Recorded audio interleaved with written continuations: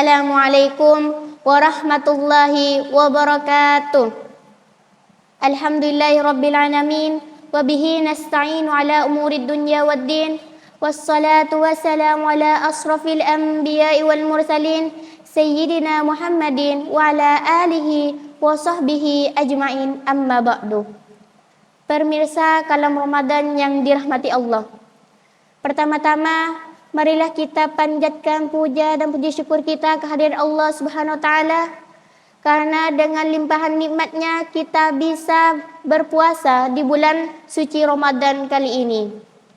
Selawat berserta salam mari kita haturkan kepada baginda kita Nabi Muhammad sallallahu alaihi wasallam yang telah membawa kita dari alam kegelapan menuju alam yang terang menerang, yakni dengan adanya Islam dan iman. Pemirsa kalam Ramadan yang dirahmati Allah, Rasulullah sallallahu alaihi wasallam telah memberikan contoh kebahagiaan hidup bagi umatnya. Kisah ini disebutkan dalam Sahih Muslim dari hadis Abu Hurairah radhiyallahu an. Rasulullah sallallahu alaihi wasallam bersabda, suatu hari ada seseorang membeli ladang dari orang lain.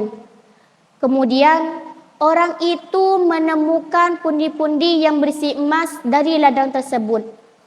Si pembeli mengembalikan emas itu kepada si penjual. Namun si penjual menolaknya karena ia merasa bukan miliknya. Si penjual berkata, ambillah ini. Tetapi si pembeli juga menolaknya dan berkata, aku hanya membeli ladang itu, bukan emas itu.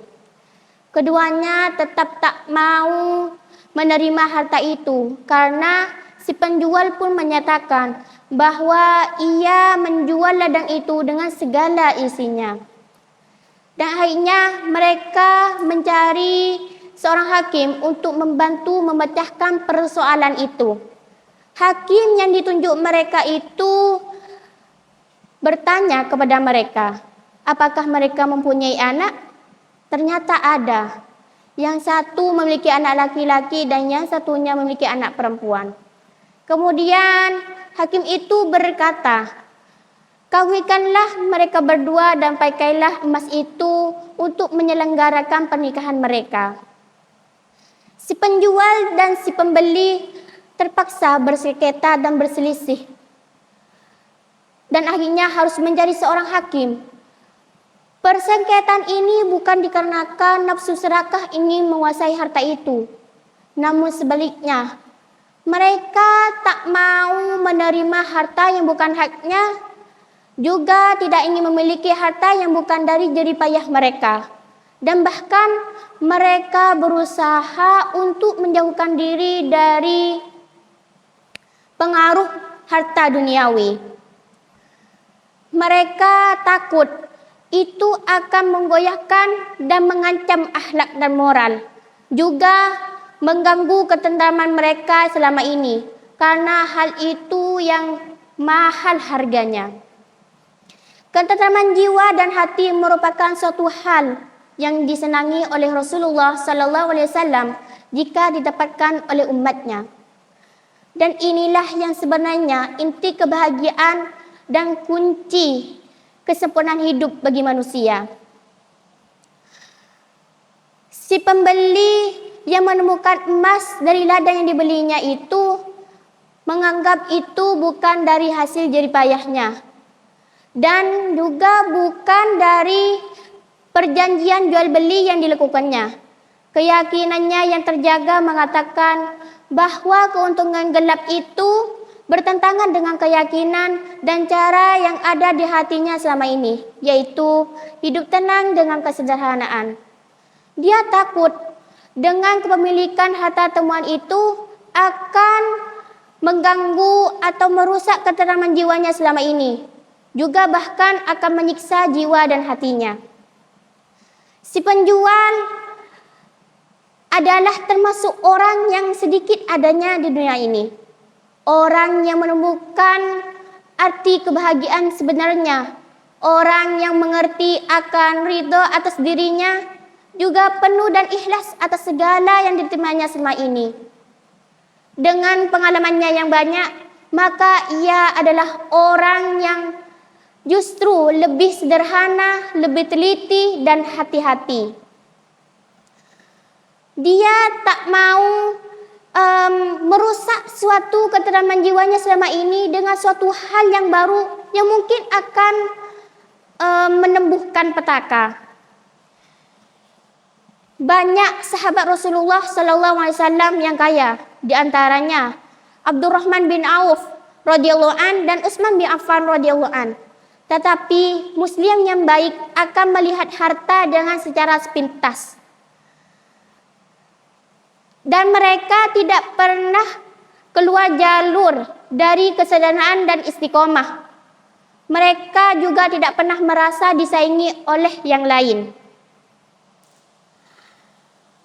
Dua orang yang disebutkan Rasulullah SAW dengan perbuatan salehnya adalah bagaimana orang yang disegani dan disenangi oleh Rasulullah. Mereka lah contoh nyata yang disebutkan dalam Sahih Muslim yang berbunyi, mereka adalah dua orang yang mengerti arti kekayaan yang sebenarnya. Jiwa mereka merasa cukup dengan keadaan yang ada. Dan mereka juga rela dan ikhlas atas kesederhanaan yang mereka lakukan sejak itu. Rela dan ikhlas atas segala karunia yang terlimpah dalam mencari harta yang halal dan mereka menjaga keyakinan itu. Kebahagiaan tidak akan menemukan kesenangan kecuali dengan kerelaan dan ketentraman jiwa. Kedua hal tersebut mustahil ada dalam orang-orang yang hatinya dipenuhi dengan kemauan menumpuk dan menambah harta kekayaan. Orang yang demikian ini akan selalu merasa kebingungan. Bingung bagaimana cara agar ia selalu teratas dan terunggul dalam kekayaan di antara kawan-kawannya. Pemirsa kalam Ramadan yang dirahmati Allah, satu hal yang harus kita ketahui, runtuhnya umat Islam dan pahlawannya yaitu dikarenakan akhlak dan moral yang terancam. Mereka mengorbankan suatu yang mulia dan agung demi memuaskan nafsu mereka dan mengejar suatu hal yang tidak akan menguntungkan bagi mereka dan yang akhirnya mereka akan rugi segala-galanya. Rugi kejiwaan, kebahagiaan, juga ketentraman jiwa mereka. Marilah kita kembali kepada pribadian kita yang begitu terhormat. Jika pertemuan saya ini diawali dengan salam, maka perpisahan saya ini akan diakhiri dengan salam.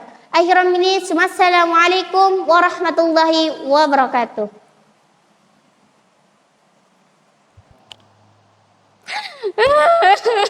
Congok keluir ko tak ko salah boleh. Bisa apa sih congok ribari mak kebala salah? Bisa apa congok ribari mak kebala? Bisa tuan. Congok boleh.